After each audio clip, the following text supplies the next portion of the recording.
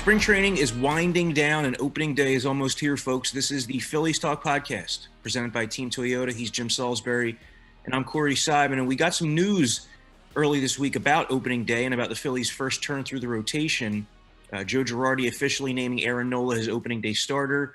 Jim, no surprise there, but wow, he went out that night and dominated the Yankees, didn't he? Yeah, I had that game on the computer, and it was really fun to watch him work. He's like a surgeon when he's on because, I mean, the stuff is really good. He's got that really great moving two-seamer. He can ride the fastball as well.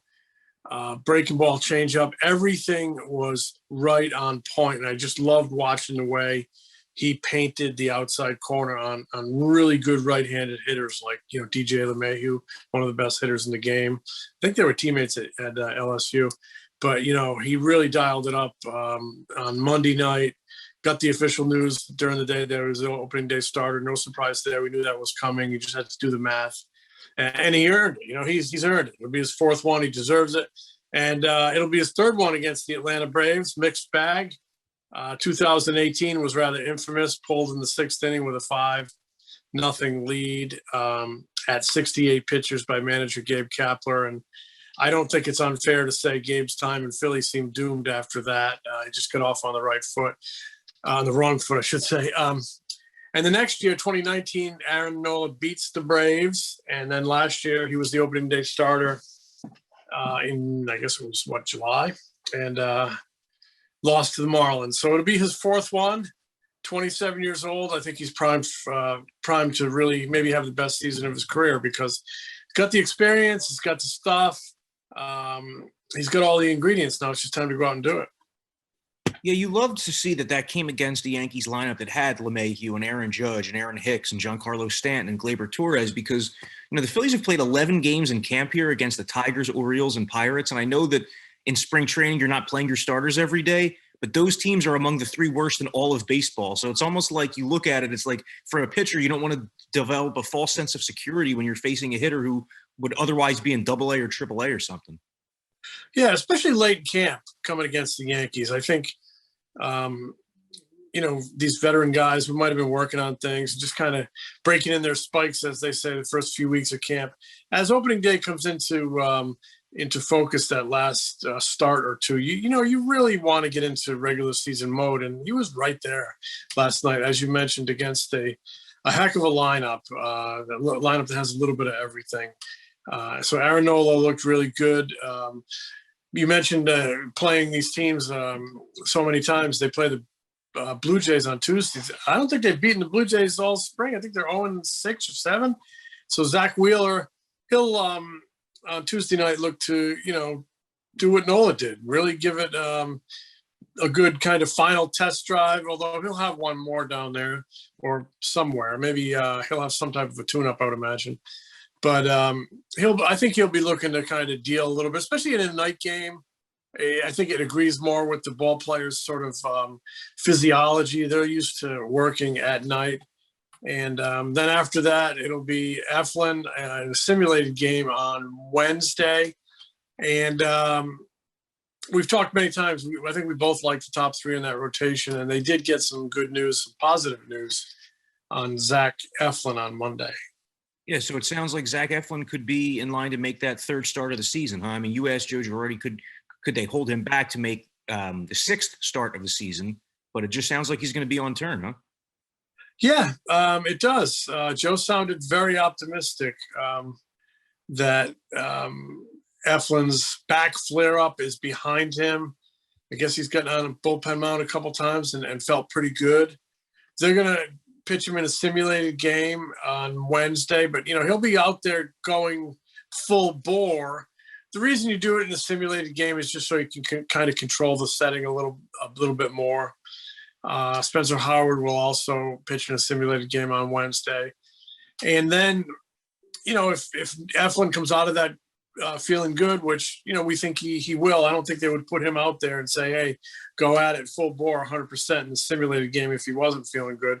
But it comes out of that on Wednesday in good shape. He'll pitch the final game of the Grapefruit League season in Florida against, the Blue Jays before starting on the first Sunday of the season, the 4th of April.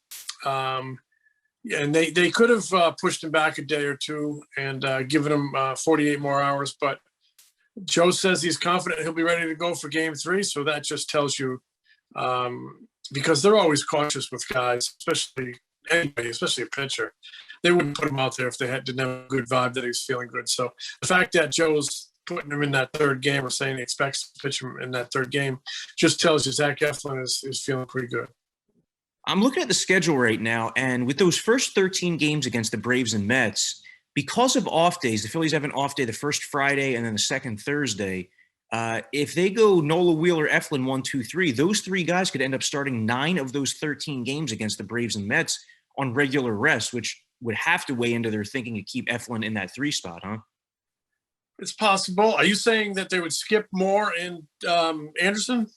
Well, like Anderson could be skipped the first time around, and just based on off days, like Eflin, the number 3 starter, could start all 3 games on regular rest in those first 3 series. Yeah, I think that's a decision they're going to have to make. I personally think you need all 5 starters. I mean, you're going to need probably more than that. Most teams do during the course of the season. They're coming out of spring training, getting regular work. I'm a believer in you keep them on turn so they're all continue to get their regular work, because you're going to need all 5. They're all important, and I all of a sudden don't want to be messing with the 4 and 5 guys' schedule and maybe gets them off track, because on the days they get the ball, they're as important as anybody on the roster. So. And this is an unusual year where, last year only 60 games and everybody's workload was sharply reduced, and now everything's going to kick back up here. And I think you're going to have to be mindful of that and how you ramp up guys. So not sure what they're going to do. I understand your thinking. Go with your best guns against division rivals right out of the gate. But I would just kind of, remind you that, it's a 162 game season, and April's important, and getting off to a fast start's important, but so is every other game and every other month. And I would just kind of keep it the way it is, especially if you believe in that rotation. Let them go out and stay on turn, and keep not, just because you're going to be mindful of workloads. If you're going to start messing with the rotation, maybe down the stretch, if you have these must-win games. But right now, I would keep everybody just kind of the way it is. That's just my thinking. I'm not sure how they're thinking.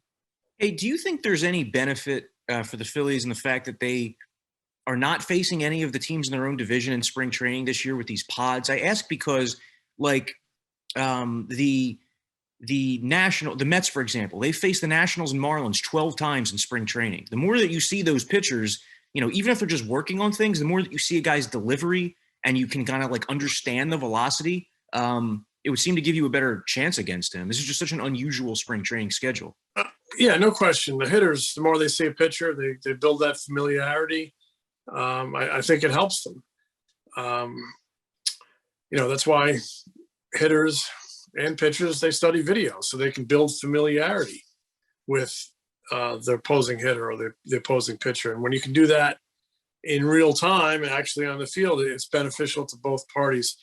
I remember Curt Schilling, when he was a Philly, he would look at the schedule, and if he was going to face that team during the season, and in particular the Braves, Phillies would play the Braves quite a bit when the Braves were over at Disney World. There were also times they would see the Blue Jays in interleague play, and Schilling wanted no part of facing a team in spring, no part of facing a team in spring training that he would see during the regular season. He just wanted to remain mysterious and not tip his hand and not give them an opportunity to gauge him. So on his day to pitch, he would go pitch on the backfield. He'd pitch in a minor league game. And he did that quite frequently. I remember it well. And so I think there is something to what you're saying, yes. And getting back to that April schedule, we've talked a lot about the first 2 weeks with the Braves and Mets, but the Phillies also have 7 games against the Cardinals in April. The Cardinals, who added Nola and Arenado, and now have a very good-looking lineup with Arenado and Goldschmidt in the middle. And the Phillies also go to Coors Field in April, which it doesn't matter if the Rockies are good or bad. That's always a challenging trip. Man, you look at this first month of the schedule, it's really going to test the Phillies. Like, as good as they can feel about themselves, it could be a wake-up call in a hurry here if they're not playing well in April. Yeah, I like that. Come out with some urgency right out of the gate. And, you got the Braves and the Mets, a whole bunch in the first 2 weeks. And that's the way it's going to be. Throw the Marlins and the Nationals in there. It's going to be tough National League East. Why not go out and try to measure yourself and make a little hay early? You're right. They see the Cardinals early. Cardinals should be a good club. That can be good and bad. You can face a good club out of the gate, and they can beat you up. Or maybe that good club hasn't kind of hit their stride yet. So you're catching them at a time where they're still kind of gelling.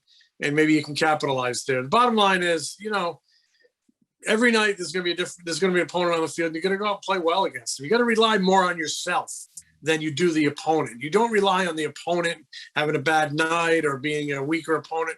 You rely on yourself executing and playing well. And if you do that, everything will take care of itself. So, Jim, as opening day approaches here and we're trying to put together what this roster might look like, Brad Miller's absence looms large on the composition of not just the bench, but really like the entire roster because of what it might necessitate. Like, I'm looking at the 40-man right now, and with Brad Miller injured, and it doesn't sound like he's going to be ready for opening day with this oblique strain. I mean, he's slow. His progress, it seems like, has been slower than a lot of these other guys in camp. But on the 40-man roster, in terms of backup infielders, you have Scott Kingery, C.J. Chatham, and Nick Maton, who are on the 40-man roster. And on March 16th, 2 days after Miller was injured, Chatham and Maton were optioned to the minor leagues. So, the thinking there, at least on my part, is like, well, if the Phillies really planned on carrying one of those guys on the opening day roster, they probably wouldn't have sent them out.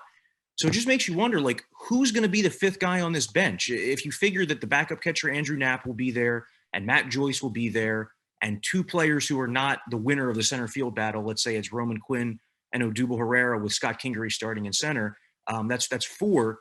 Who's that fifth guy? That's a great question. Ronald Torreyes, who was a Joe Girardi favorite, started Monday night against the Yankees. He's very steady. I mean, great instincts, can really play defense, and he can actually play a little outfield too as an infielder mostly. You could see him be in play.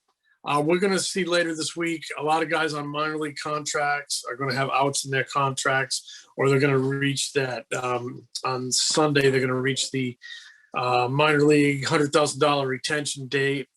Teams are formulating their rosters. There's going to be some guys out there that become free agents that leave the camps they're currently in. I got to think the Phillies are really keeping their finger on the pulse of that group to see what happens. You mentioned Maton, you mentioned Chatham, both on the 40. They could reach down and bring back one of those guys. They could add Torreyes. They could add somebody from outside the organization. Brad Miller could suddenly rally and be in play. I don't know. I just think there's a lot of balls in the air here, but I did sense a little bit of pessimism in Joe Girardi's voice about Brad Miller being ready on time. I don't know that you need to tear up the roster because I don't think Miller's going to be out, way into May or something. I think he could be back sometime in April and be ready to go. So I think that's something you have to keep in the back of your mind. Adding a guy like Torreyes to the roster, it could be difficult. And we've talked about this 100 times, but you're probably going to have to get, Herrera on, Matt Joyce on, possibly Brandon Kinsler, possibly Tony Watson. Am I missing anybody? That's four guys right there. So that's four spots on the 40, and that's four players that would have to come off the 40 and have a chance. You have a chance of losing from your organization. So they have a lot of decisions to make here on that bench and in that bullpen. Watson and Kinsler have both pitched, I think, pretty well here in spring training. I think each had one little hiccup, but they have track record. They have a different look to them in that, they're not overpowering guys. One's a lefty, one's a righty, and you have a lot of power in that bullpen now. They give you a little bit different look. They're veterans who've been through the wars. I think there's something to be said for that. I could see, at least one of them making the team, maybe both of them making the team. They both pitched Monday night against the Yankees in Tampa. They're both going to pitch Tuesday night against the Blue Jays in Clearwater. So that represents, a back-to-back, which the player uses to get ready for the season, but management also uses as an evaluation tool, see how they bounce back. So I would say Tuesday night is kind of important for both Watson and Kinsler. And I get the feel Kinsler's going to be on that team. I think they like him. I think he's got a lot of good intangibles and tangibles. Watson, I think, has a pretty good chance as well. So Tuesday night, big night for them. Then Wednesday is the 24th. They both have opt-outs in their contracts, minor league contracts on the 24th, where they can go to management and say, hey, look, what's the deal here? Am I going to make your team? And management can say no, and then they can opt out. Management can say we need 48 hours and say, okay, I'll stick it out and see what you say. But they can just gain some clarity as to where things stand and get on the phone with their agent if they don't get a good feel on it. And there's a team out there looking for a lefty or a righty, and they opt out and they sign somewhere else. So that's kind of how it works. Joe did say we're going to know a lot about the bullpen and makeup by the weekend, which makes a lot of sense. So with the opt-outs and with the 27th, which is the day that you would have to offer a guy $100,000 to go to the minor leagues, and that can also be a bit of a deadline for getting teams to set or to let veterans know if they're going to make that roster. So many things up in the air with injuries and opt-outs and performance, but we'll start getting some answers here in the next few days. Well, the other ripple effect of the Miller injury is that it almost like guarantees Scott Kingery a spot on the opening day roster, right? Just because of the versatility, despite the fact that Kingery has struggled offensively here in spring training and really for the bulk of his major league career, save for, 2 or 3 months. Yeah, it could, unless somebody comes out of nowhere and joins the team from outside the organization. So, but, I agree with you. The skill set, at least on the defensive side of the ball, is similar. Get a guy who can play all over the infield and the outfield, and that's very valuable on your bench. Brad Miller was going to bring that to the bench as well as give him a good at-bat late in games. Scott Kingery can certainly bring that versatility to the bench if he doesn't win the center field job. And, at this point, I see him as the third guy in that center field race. Has not made the adjustments, has not made enough contact, has struck out quite a bit. I just don't see him winning that job with his performance this spring. But I would think Herrera and Quinn are ahead of him in center field. Interesting game for Roman Quinn last night. I don't know if you noticed, but left side and right side, he was squaring around to bunt. Tried to drag for a hit at one point in the game. Later from the right side, first and second, no outs, laid down a sacrifice bunt, middle of the game. I think it was the 7th inning. So Joe, I asked Joe about it. He says he's told him, I want you putting pressure on the defense. And he ordered that sacrifice punt. So it was really interesting. Joe was putting a real premium on productive at bats. Enough of these long fly balls that are dying in outfielders' gloves. And last night, with the way I thought Roman Quinn played and the way Joe asked him to play, was real telling. And we should have some clarity there, too, here in the coming days. A lot of roster decisions, a lot of roster news that we're going to have this week. The Phillies spring training roster is at 40 with a week's worth of games left. And we'll see if they can avenge all those losses to the Toronto Blue Jays. 0-5 so far with 3 more opportunities here in Grapefruit League play. They're never. Boy, the Blue Jays can really swing at that. That Bo Bichette, man, Bo Bichette, he generates some bat speed. He's what I think the real smart people call a fast twitch athlete, because when I watch him swing, there is he's kind of a thin, wispy kid, but strong as heck, man. He generates some bat speed, some bat head speed. He is really fun to watch hit the baseball. He already looks like one of the best players in that he was in the Mickey Moniak draft. I believe he was a second rounder. He already looks like one of the top players in that entire draft.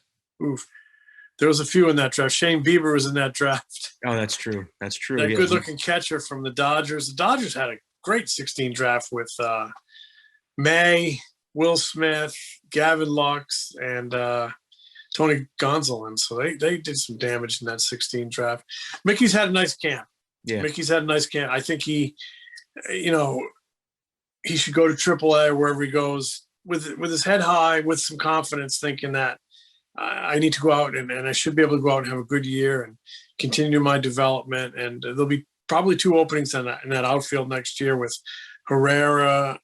His contract will run out. Andrew McCutchen's contract will run out. Mickey Moniak needs to have the type of year where he plays himself into consideration for one of those jobs. Make the team consider you for one of those jobs next year. So, but Bo Bichette, man, he's fun to watch. Sure is. That's going to do it for this Phillies Talk podcast. He's Jim Salisbury. I'm Corey Seidman. Thanks for listening.